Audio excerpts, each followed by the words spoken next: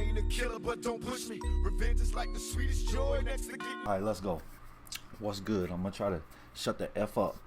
I'm gonna try to hurry up. I just want to get into this. It says most effortless score in NBA history. Tracy Mcgrady. That is not. I mean, I don't agree with that. I mean, I'm not saying this dude is crazy to say it, because I watched a lot of Tracy Mcgrady basketball. Let me tell you that. Like every single second he played in a Magic uniform, and dude was special as a mother with the ball in his hand, bruh. Like, but he ain't by no means. I don't even think, like, there's some dudes that's up there with him. He's up there, like, he's effortless. But the most effortless is KD. There's no question. There's no, like, I don't even really think that's up for debate. For right now. I mean, maybe somebody else is gonna come. You know what I'm saying? But KD can score. You talking about effortless, every which way. And the thing about McGrady is, he's kind of the same as KD. Is his length. Tracy McGrady jumped real high on his jump shot, and with his length, you couldn't contest his shot. He's out here shooting practice shots all the time, because you can be right there playing great defense, and it's like you're not even there, because he's gonna get so much lift on his shot, and he's gonna and when he shoots it, he's so long, you ain't getting there. KD, he don't even need to jump as high, because he's so much more damn longer. Like, this dude's scratching his damn kneecap, standing up. He got them long ass arms. KD is so effortless. So, I mean, I wanted to say it as quick as I can, but it's without any debate. Like, there's no really debate for me that it's KD. Like, I don't even think there's anybody else in the discussion. But you know what I'm saying? Michael Jordan was pretty effortless. Kobe Bryant, like, he's there. Carmelo Anthony, which is so underrated. He is by far one of the best offensive players that ever played the game. There's dudes that's back in the day too, you know what I'm saying? But like English and shit. But Melo can score every which way, and he does it effortlessly, because he's just so damn big and strong.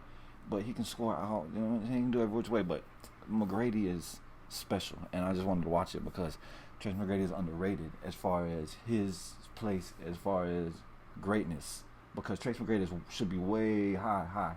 He's way up there. Tracy McGrady was unbelievable. So let's go. Let's watch.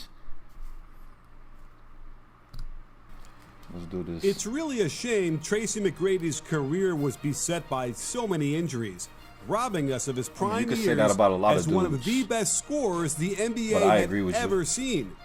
And because of that, he's quickly being forgotten as each year passes. But we need to remember what he could do. Since in all my years of watching the NBA, I'd never seen anybody score as easily as the one they called T-Mac.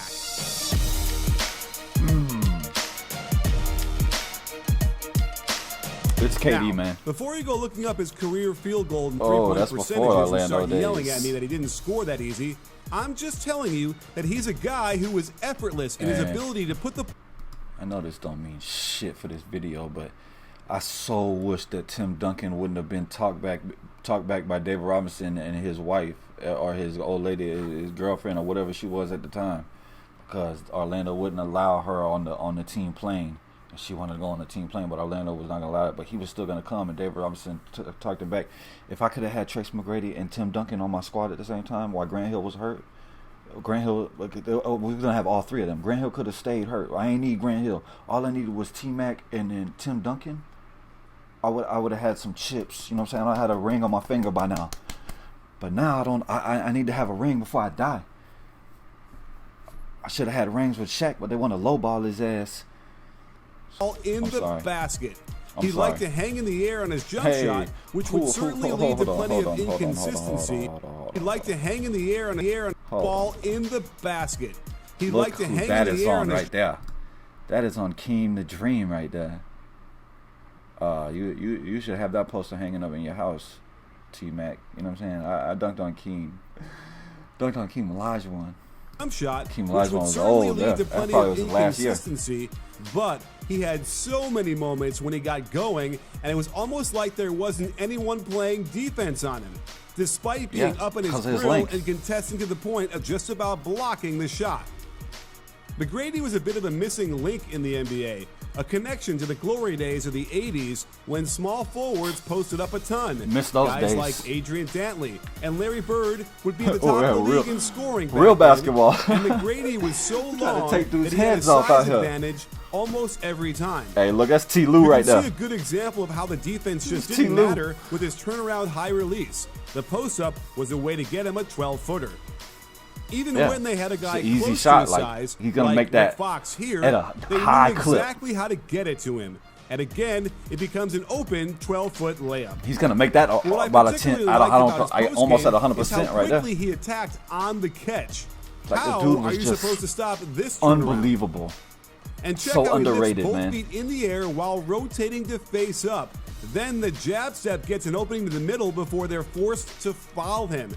If you're a young player, add this move to your arsenal today. There's none of this 5 dribbling plays. If you're a young player, add the 6'10", 6'11" with a wingspan of a 7'6" dude that can jump out the building. Add that too. Add those things that are just given to you from your parents and everyone else. Add those things up. Like, come on, man. I mean, I feel you. I get you. Yeah, work on it, but you better get like him. You better get to his size and have what he has. Back you down stuff. Special. He'd face up immediately and check Look the at Rick shot Fox, fake with the the right little foot ponytail. load. Perfect way to explode by your man. And again, they're forced to put him on the line. It's a foul or But and one or McGrady did a ton of a damage dunk. from the perimeter in the pick and roll as well, which is the bridge to the modern game we can't know so contest well the shot. now. It's T. This Lue might look again. very familiar as they hunt the worst Juwan defender to Howard force right a there. switch and watch McGrady hit Christian later with a smooth crossover, stutter step, step back from 19 feet that just tickles the twine. I still can't get over how easy it looked for McGrady to score. And while you might not be able to fill it up on the court as easily as he did, imagine an online you also have tool to think, like, you know what I'm saying? You got Kareem Abdul-Jabbar. He was pretty effortless. I mean, he had the most effortless shot, the most unstoppable shot. That sky hooker, unstoppable. More unstoppable than Tracy McGrady's jump shot, because, you know what I'm saying? He's right under the basket. Tracy McGrady he's shooting from 20-something, you know what I'm saying? So, yeah. I mean, you got to think about that too, but getting double teamed on this pick and roll. Notice how it doesn't that's even phase him. He just Jeffries, patiently waits for Jeffries another ball screen whatever the hell his last name then is. crosses over the second long. defender before swooping in for the finger roll. He loved going to pretty his much left, scored on all four which of makes them. sense because righties have their shooting hip and elbow already aligned to the hoop, and his stop and pop mid-range game was almost automatic. The frustrating thing about watching some of these pick and rolls was how often he'd end up shooting right in front of the three-point line. Pretty much all his shots, he shot at a high clip. You know what I'm saying? He had a good field goal percentage. Here's a nice set Doc Rivers ran for Team Mac called Zipper, where McGrady would zipper cut to the top of the key for the easy catch, and the weak side pin down turns into a pick and roll. He was never in a hurry, always under control, but get behind the line, man, and get that extra point. Same play, and this time, after the cutter goes back door, they run pinch post action. Well defended and contained, so the offense would naturally gravitate back to McGrady on the perimeter. Just look how helpless Jared Jeffries is on this pull-up with the and one. They kept running Zipper since if it ain't broke, don't fix it. But McGrady finds space to cut to the wing instead, and he finally got his feet behind the line for the three-point shot. We did get glimpses of what could have been a modern version of McGrady as he gets the ball screen high enough to enable him to step into a three-point shot. All day right there too. Like, and you can see how guys drain at him from close distance. He's gonna drain them. That's just a practice shot. As he drops in another three-point bomb out of the practice pick shot. and roll. Imagine how many more points he'd have scored utilizing this spacing a lot more. Scorers at his level also utilize the isolation quite a bit. Look at that. It's but Patrick still Ewing, tended to be out the last of years of his rather career. than grinding the offense to a screeching halt. His jab step game was certainly a throwback, and he could rise up from a standstill and hit these tough ones. He basically treated these like post-ups, facing up on the smaller guard against the zone and just rising up as if he didn't even care that the defense was on him. Of course, in this game where he scored 62 points, he was feeling it, so we got an aggro ISO in transition. Check the through the legs, behind the back, swivel step, hezzy, then snatch into the shot. Hezzy. These are the things we see James Harden do regularly, and we have Mcgrady to thank. Oh, yeah, James Harden. What I think I appreciated most about his game is his willingness to operate inside the offense to get shots. He doesn't force the pick. I keep talking while this shit is playing. James Harden uses a lot of effort into getting fouled. He uses a lot of effort in that.